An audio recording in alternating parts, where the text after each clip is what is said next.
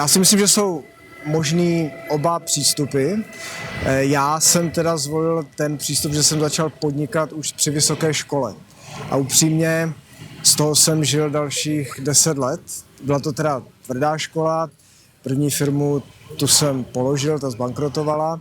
Pak jsem pracoval pro velkou firmu, ale nevydržel jsem to. A pořád na začátku někdy, nebo v polovině 90. let jsem začal další svou firmu a nazbíral jsem zkušenosti, které zase mi vystačily dalších možná 10-15 let. A nejde teďka o znalosti a dovednosti, jde o ten přístup, o principy, o to, jak funguje podnikání, jak je potřeba pracovat s lidmi, jak je potřeba pracovat s klienty.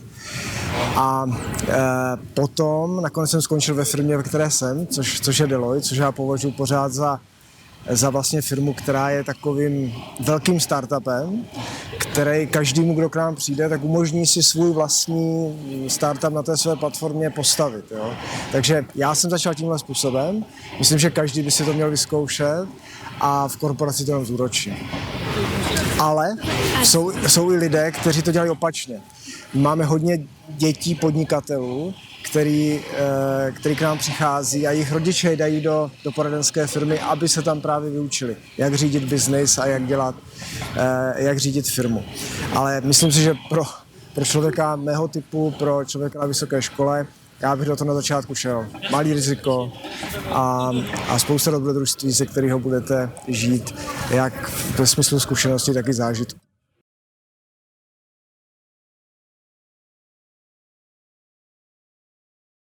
Tak z mého pohledu já se na startupy dívám tak, že za prvé je to úžasný alianční partner, je to firma, která nám může přinést assets nebo know-how, skills, který my prostě ve firmě nemáme a proto je systematicky vyhledáváme a cokoliv je komplementární k tomu našemu biznesu, tak s radostí těm firmám pomůžeme, začneme s nimi spolupracovat.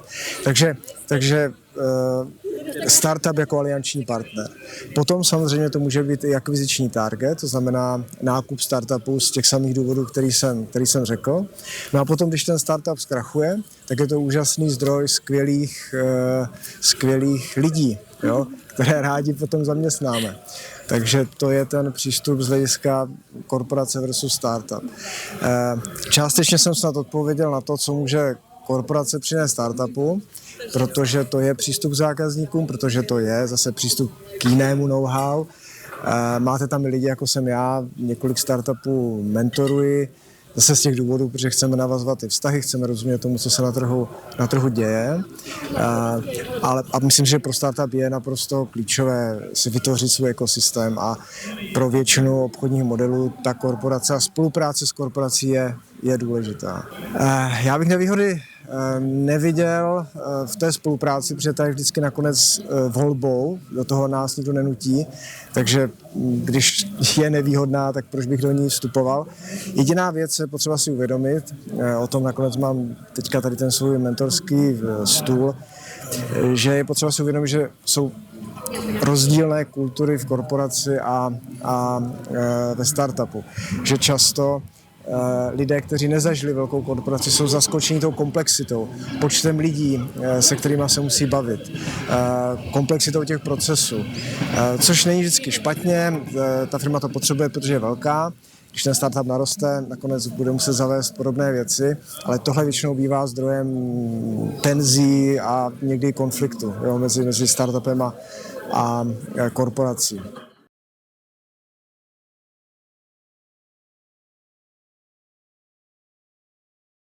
No, jestli bych řekl, že věřím něčemu víc nebo míň, tak na tohle neodpovím jednoznačně, protože si myslím, že to strašně záleží na tom, jaký máte obchodní model.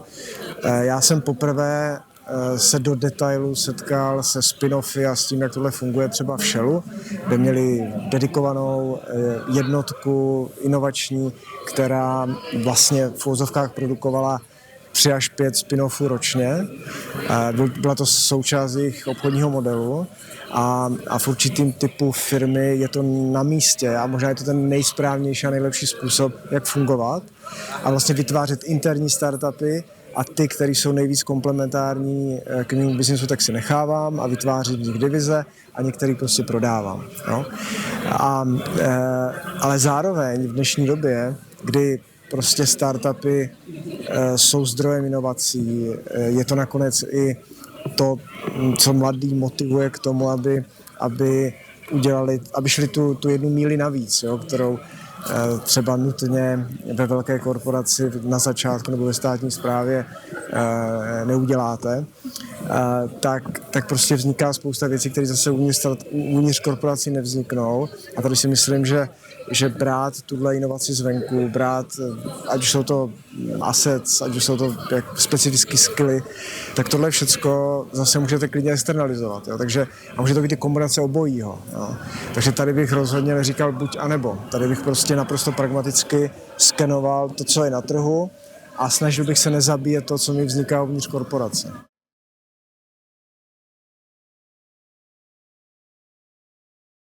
Je těžko najít objektivnější parametr, než jsou tržby. Protože tržby definují to, jak velká je poptávka, jak velké dobro děláte pro svoje zákazníky a pro společnost. A když vám platí, když vám dají tenhle nejdražší volební lístek, tak to je asi ta nejlepší objektivní metrika. Samozřejmě, že můžeme uvažovat o dalších parametrech, je jich spousta, ale myslím si, že jako ten hlavní, jo, asi necháme pořád ten obrat a revenues. Aktivita Seed Starteru se mi hodně líbí, protože Česká spořitelna samozřejmě je trochu jiná firma než třeba poradenská firma. My jsme přece jenom trochu víc punkoví. Vy jako banka punkoví být nemůžete. Jo? Vy musíte být spolehliví, vy musíte být naprosto transparentní, vy musíte být opravdu ten vzor té spolehlivosti a ne zrovna role model pro experiment. To si myslím, že vaši zákazníci nutně nebo většina nechce, ale mít jasně definovanou, izolovanou jednotku a izolovanou v dobrém slova smyslu, a za chvíli řeknu proč, si myslím, že je důležitý, že to je fakt velký benefit, jak teda pro vaše klienty mimochodem, tak potom i pro startupy, a teda z několika důvodů. Jednak zaprvé ta izolace je důležitá, protože vy nechcete na startupy uvalit váš risk management, finanční management a spoustu jiných věcí, které vy v bance dělat musíte. Jo? Je to regulatorika, je to kultura, je to co říkají nakonec klienti, stabilitu, spolehlivost a tak dál. Takže tohle vy musíte izolovat, ale zároveň v té přiměřené míře, která je dobrá, tak jim tyto věci dát můžete. Dáte jim tu infrastrukturu, dáte jim často tu zpětnou vazbu, že prostě produkt musí mít dobrou dokumentaci, musí být v odpovídající kvalitě, musí mít schopnost se integrovat na všech těch úrovních procesně, lidsky a samozřejmě technologicky do toho vašeho komplexního prostředí. Jo. A tohle je to, co vy můžete dát s těm startupům. To si myslím, že je opravdu vynikající počin.